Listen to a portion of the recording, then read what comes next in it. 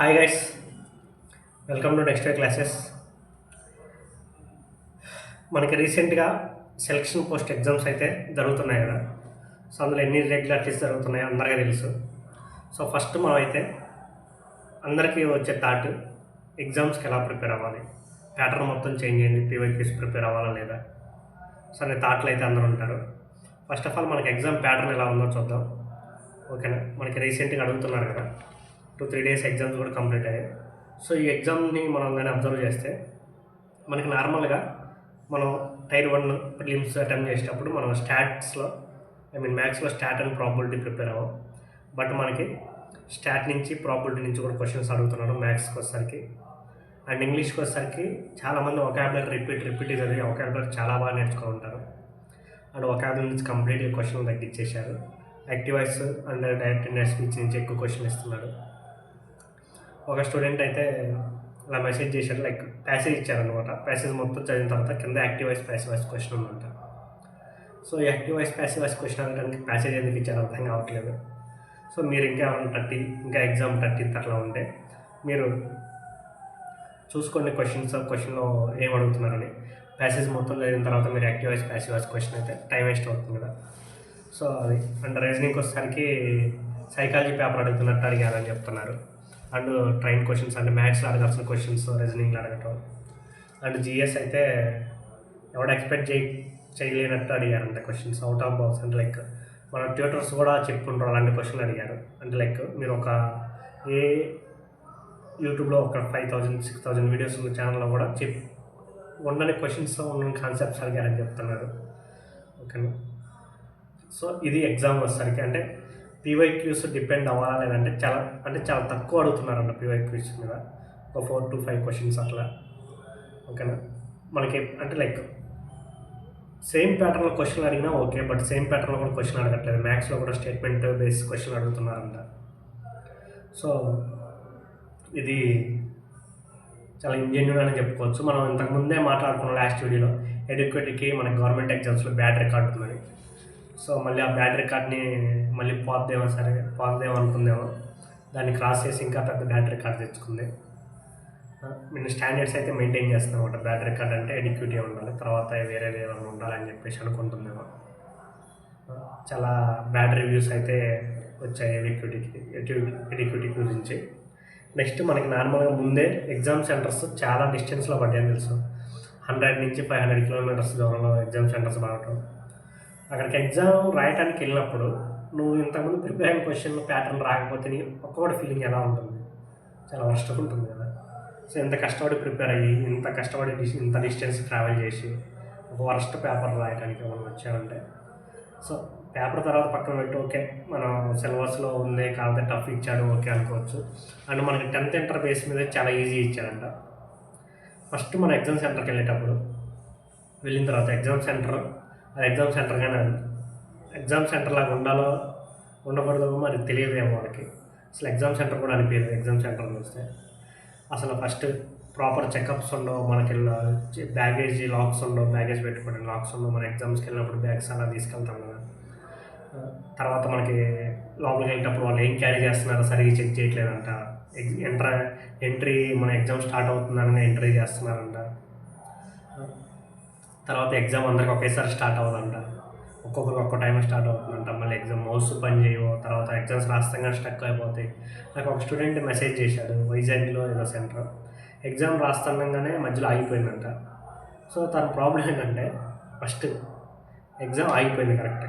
Technical మనకి normal చాలా సెంటర్స్లో ఎగ్జామ్ క్యాన్సిలేషన్ అని చెప్పేసి నోటీస్ ఇచ్చారు. ఇక్కడ ఈ సెంటర్ ఎగ్జామ్ క్యాన్సిల్ అయిందని నోటీస్ రాలేదు, తను కంప్లీట్గా టైం యూజ్ చేసుకుని ఎగ్జామ్ రాయలేదు. సో ఇలాంటి వాళ్ళ పరిస్థితి వాళ్ళకే అర్థం కాదు, అసలు ఏం జరిగింది, ఒక డైలమాలో ఉంటారేమో. వాళ్ళ ఎగ్జామ్ క్యాన్సిల్ అయితే లేదో తెలియట్లేదు. సో నువ్వు అలాంటి సెంటర్లో బాగా ప్రిపేర్ అయ్యావు అన్నప్పుడు నీకు అలాంటి సెంటర్లు పడ్డాయంటే చాలా బాధగా ఉండేది కదా. ఇంత ప్రిపేర్ అయ్యి మన తప్పు లేకుండా మనకి జాబ్ రావట్లేదంటే అది మనం మాటలో చెప్పే బాధ కాదు. ఓకేనా, సో చాలామంది నార్త్ సైడ్ అయితే టీచర్స్ అందరూ ఇష్యూస్ అయితే రైజ్ చేస్తున్నారు. And 31st DoPT minister meet అవ్వాలని కూడా డిసైడ్ అయ్యారు. సో మనకి రీసెంట్ ట్విట్టర్ క్యాంపెయిన్ కూడా జరిగింది కదా. మనకి 8 lakh ట్వీట్స్ వచ్చినాయి దీనికి Eduquity vendor failure, SSC vendor failure అని చెప్పేసి. అయినా సరే అది ట్రెండింగ్లోకి రాలేదు. సో మనకి అల్గారిథం ఎలా ఉందో మనకైతే తెలియదు. So what ever it is, మనకి నార్త్ సైడ్ ఎడ్యుకేటర్స్ అయితే చాలా బాగా, అంటే లైక్ ఎక్కువ స్టూడెంట్స్ తరపున నిలబడటానికి అయితే బాగా కృషి చేస్తున్నారు. ఓకేనా, మనం ప్రాపర్గా మనం లైక్ ఎగ్జామ్ ఇవ్వడానికి మనం proper conditions, proper environment create చేయలేకపోతున్నారు. మనకి ప్రీవియస్గా అయితే మన టీసీఎస్లో చాలా బేసిక్, అంటే లైక్ చాలా మైనర్ చేంజెస్, ఒక 1-2 చేంజెస్ చేస్తే సరిపోయేది.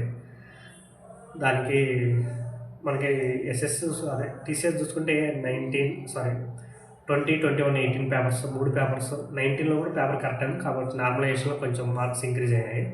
సో ఈ 4 years 22 కూడా అంటే ఎగ్జామ్ కండక్ట్ చేయడం అయితే నో నెగిటివిటీ అనమాట. 0% ఛాన్స్ ఫర్ ఇట్లా ఎగ్జామ్ సెంటర్ ఫెయిల్యూర్నెస్ కానీ లైక్ అండ్ ఈ లేజినెస్ ఇలాంటి మొత్తం 0 ఛాన్సెస్. మనకు ఓన్లీ కన్సర్న్ ఏంటంటే డిఫికల్టీ లెవెల్ మెయింటైన్ చేయకపోవడం, అండ్ 24లో అయితే పేపర్లో ఎక్కువ రాంగ్స్ ఇవ్వటం, ఇలాంటి నెగిటివ్స్ ఉన్నాయి. కానీ మనకి ఎగ్జామ్ సరిగ్గా కండక్ట్ చేయలేకపోవడం, కానీ సిస్టమ్స్ వర్క్ చేయకపోవడం, మౌస్ వర్క్ చేయకపోవడం అలాంటివి అయితే ఎక్కడా లేదు టీసీఎస్ కండక్ట్ చేసినప్పుడు. మనకి టైపింగ్లో లాస్ట్ టైం ఎక్కడో ఒక సెంటర్లో అయితే ప్రాబ్లం అయింది. అంటే లైక్ మొత్తం ఒక సెంటర్ అని కాదు, మనకి ఏపీలో అయితే వైజాగ్లో ఒక సెంటర్, కొన్ని సెంటర్లో ప్రాబ్లం అయింది, కీబోర్డ్ వర్క్ చేయలేదని. తర్వాత మనకి కంప్లీట్గా అందులో మనకి 2000 వాట్స్, అదే 2000 కాకుండా ఎక్కువ కీ డిప్రెషన్స్ ఇచ్చారని చెప్పేసి మనకి ఎగ్జామ్ మొత్తం క్యాన్సిల్ చేసి మళ్ళీ తర్వాత పెట్టారు 2-3 days తర్వాత. ఓకే, అంటే అది కూడా ప్రాపర్గా జరిగిందనే చెప్పుకోవచ్చు. సో టీసీఎస్ మళ్ళీ బ్యాక్ వస్తే బెటర్, ఎందుకంటే మనకి ఒక ప్యాటర్న్, మీరు ఫర్ 6-7 years నుంచి ఒక ప్యాటర్న్కి అలవాటు పడ్డారు అందరూ, అదే ప్యాటర్న్లో చదువుతున్నారు. ఇప్పుడు ప్యాటర్న్ చేంజ్ అయిందంటే, ఇప్పుడు కొత్తగా ఒక బీటెక్ కంప్లీట్ అయ్యి ఒక ఫీల్డ్లోకి, ఎస్ఎస్సి ఫీల్డ్లోకి ఒక ఆస్పిరెంట్ వచ్చాడు. ఆల్రెడీ 3-4 years నుంచి లేదా 2-3 years నుంచి ఒక ఆస్పిరెంట్ ప్రిపేర్ అవుతున్నారు. సో వాళ్ళిద్దరూ ఇట్లా వచ్చినప్పుడు వాళ్ళిద్దరికి ఈ న్యూ ప్యాటర్న్ ఇద్దరు సేమే ఉంటుంది. సో ఇద్దరు మళ్ళీ జర్నీ స్టార్ట్ చేయాలి. ఇతను ఆల్రెడీ 2-3 years ప్రిపేర్ అయ్యి మళ్ళీ ఈ ప్యాటర్న్ అలవాటు చేసుకొని ఇంకో 2-3 years కష్టపడాలంటే, సో అది సమ్వాట్ జెన్యూన్ కాదని నా ఫీలింగ్. మనకి ఇంకా చాలామంది అనుకోవచ్చు చేంజెస్ అనేది సహజమని, బట్ ఆ చేంజెస్ కూడా ఎగ్జామ్ రాసే వాళ్ళు కోరుకుంటున్నారు లేదా, లైక్ ఇప్పుడు ఎగ్జామ్ రాసేది ఆస్పిరెంట్స్, వాళ్ళు చేంజెస్ కోరుకుంటే చేంజెస్ చేస్తే ఓకే. వాళ్ళకి అంటే వాళ్ళకి అవసరం లేదు, నాకు చేంజ్ అవసరం లేదు అనుకున్నప్పుడు చేంజ్ చేస్తే అంటే లైక్ మనకి 2023లో సడన్గా ప్యాటర్న్ చేంజ్ చేయటం. ఓకేనా, ఓకే, ప్యాటర్న్ చేంజ్ అంటే ఎందుకంటే స్టాండర్డ్ ఆఫ్ క్వశ్చన్స్ అన్నీ సేమ్ ఒకే లెవెల్లో స్టాండర్డ్ అవుతున్నాయి కాబట్టి జస్ట్ ప్యాటర్న్ క్వశ్చన్లు తగ్గించారంతే. మన క్వశ్చన్స్లో పెద్ద ప్యాటర్న్ డిఫరెన్స్ అంటే కొత్తగా ప్రిపేర్ అవ్వాలి, ఎక్కువ ప్రిపేర్ అవ్వాలి, ఇలా ప్రిపేర్ అవ్వాలి, మనం ప్రిపరేషన్ స్ట్రాటజీ మొత్తం చేంజ్ చేసుకోవాలి, అలా అయితే లేదు. సో అలా అయితే లేదు కాబట్టి దానికి కోపం అవ్వచ్చు, అడ్జస్ట్ అవ్వచ్చు. బట్ ఈసారి మాత్రం ఇది ఖచ్చితంగా క్వశ్చన్ చేయాల్సిన ఇష్యూ. సో మన సైడ్ నుంచి కూడా ప్రతి ఆస్పిరెంట్ దీన్ని క్వశ్చన్ చేయాలి. సో ట్రై చేయండి. మీరు ట్విట్టర్ క్యాంపెయిన్ జరిగితే ట్విట్టర్ క్యాంపెయిన్లో పార్టిసిపేట్ చేయడానికి ట్రై చేయండి. మీరు తర్వాత మనకి చాలామంది ఆర్బీ ఛానల్ కానీ అభినయ్ మ్యాక్స్, గగన్ ప్రతాప్ అని చాలా ఛానల్స్ ఉంటారు కదా. సో అక్కడ మనకి ఎస్ఎస్సి మెయిల్కి మన గ్రీవెన్స్ పంపని చెప్పేసి మనకి లింక్ ఇచ్చిన. సో మీరు కూడా గ్రీవెన్స్ పంపండి. వాళ్ళు చేస్తున్నారులే అని చెప్పి మీరు సైలెంట్ ఉండొద్దు, ఎందుకంటే ఇది వాళ్ళొక్క ప్రాబ్లం కాదు, మీ ప్రాబ్లం కూడా. మనకి సీజీఎల్ కూడా నెక్స్ట్ మంత్ 30 నుంచి స్టార్ట్ అవుతుంది. ఒకసారి సీజీఎల్ చాలామంది ఎస్ఎస్సి ప్రిపేర్ అయ్యే అందరూ ప్రిపేర్ అయ్యేది ఒక ఎగ్జామ్స్కి, ఆ ఒక్క ఎగ్జామ్ని కొట్టడానికి, అదే సీజీఎల్. మీరు ఆ సీజీఎల్ ఎగ్జామ్ని దగ్గరలో పెట్టుకొని సేమ్ ఇదే దాంట్లో కంటిన్యూ అయిందంటే మీకు మళ్ళీ 1 year వేస్ట్ అయినట్టే. సో మీరు పార్టిసిపేట్ చేయండి, మీరు గ్రీవెన్స్ ఉంటే పంపండి. ఓకేనా, చాలా చాలా ప్రాబ్లమ్స్ అయితే అందరూ చాలా ఫేస్ చేస్తున్నారు కదా. సో ఇవన్నీ ఈసారి షార్ట్కట్ అయిపోవాలి, ఈసారి రిఫార్మ్స్ జరిగితే పక్కాగా ఉండాలని చెప్పేసి కోరుకుందాం. ఓకేనా, సో వీలైనంత ఎక్కువ మందికి మన ఈ వీడియోని కూడా షేర్ చేయండి. లైక్ మీ ఫ్రెండ్స్ ఎవరన్నా వేరే ఎగ్జామ్స్ ప్రిపేర్ అవుతున్నా సరే ట్విట్టర్ క్యాంపెయిన్స్ జరిగితే పార్టిసిపేట్ చేయమని చెప్పండి. మన వాయిస్ ఎక్కువ మందికి వెళ్తే చాలా బెటర్, అంటే మంచిదే కదా, త్వరగా చేంజెస్ వచ్చే ఛాన్స్ ఉంటుంది. మనకేమో ఇంట్లో మంచి ఇష్యూ ఏంటంటే రాహుల్ గాంధీ అయితే ట్వీట్ చేశాడు ఈ ఇష్యూని. సో అది కొంచెం ఇష్యూ అయ్యే ఛాన్స్ ఎక్కువ ఉంటుంది కదా. మనకి ఎవరైనా పొలిటికల్ బేసిక్గా మనకి ఎవరైనా వాయిస్ రైజ్ చేస్తే పట్టించుకోరు, కానీ పొలిటికల్గా వస్తే మాత్రం రెడీ ఉంటారు పట్టించుకోవడానికి. సో రాహుల్ గాంధీ ట్వీట్ చేయడం కూడా ఒక మంచి పరిణామాలుగానే చూడవచ్చు. ఓకేనా. సో వీలైన ఎక్కువ మందికి షేర్ చేయండి ఈ వీడియో. ఓకేనా. మన గ్రూప్ లింక్స్ షేర్ చేయండి. అండ్ ట్విట్టర్ క్యాంపెయిన్స్, గ్రీవెన్స్ ఎలా పంపాలి అందరూ షేర్ చేయండి.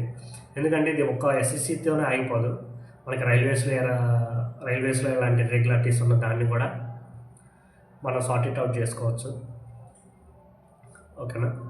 సో ఇంకా వేరే ఎగ్జామ్స్లో బ్యాంకులో అయితే ఇప్పటివరకు ఏ ప్రాబ్లమ్స్ రాలేదు. రైల్వేస్లో కొన్ని ప్రాబ్లమ్స్ వస్తే దాన్ని సార్ట్ అవుట్ చేసుకోవచ్చు. ఓకేనా. సో ఏదైనా లైక్ మీ వాయిస్ రైజ్ చేస్తేనే చేంజ్ అయితే కనబడుతుంది. మనకి స్టేట్స్లో చాలా స్టేట్ డిపార్ట్మెంట్ ఎగ్జామ్స్కి అయితే చూడవచ్చు, మనకి ధర్నాలు ర్యాలీలు చేసుకుంటారు. బట్ హవెవర్ మనది సెంట్రల్ కాబట్టి మనం ఎక్కడ ధర్నాలు చేయలేము. మనకి ఎక్కడ చేయాలో కూడా ఎక్కడ చేసిన ఇంపాక్ట్ ఉండదు అక్కడ వరకు వెళ్ళాలంటే వాయిస్. సో దానికి only Twitter campaign. So tag చేయండి రాహుల్ గాంధీని. కానీ మీకు ఎవరన్నా న్యూస్ ఛానల్స్లో కానీ మీరు ప్రిపేర్ అవుతున్న కాబట్టి మీ రిలేటివ్స్లో ఎవరైనా న్యూస్ ఛానల్స్లో ask them to rise this issue. ఓకేనా. సో మీకు తెలిసిన నేను మామూలు గ్రూప్లో పెట్టాను. సో అవి మెసేజ్ చూస్తే మీకు తెలిసిన మీకు వీలైనంత వరకు ఇష్యూని రైజ్ చేయడానికి అయితే ట్రై చేయండి. ఓకేనా. So thank you for watching the next day classes. మన ఛానల్లో చాలా మ్యాథ్స్ వీడియోస్ ఉన్నాయి, అవి చూడండి. Concept based.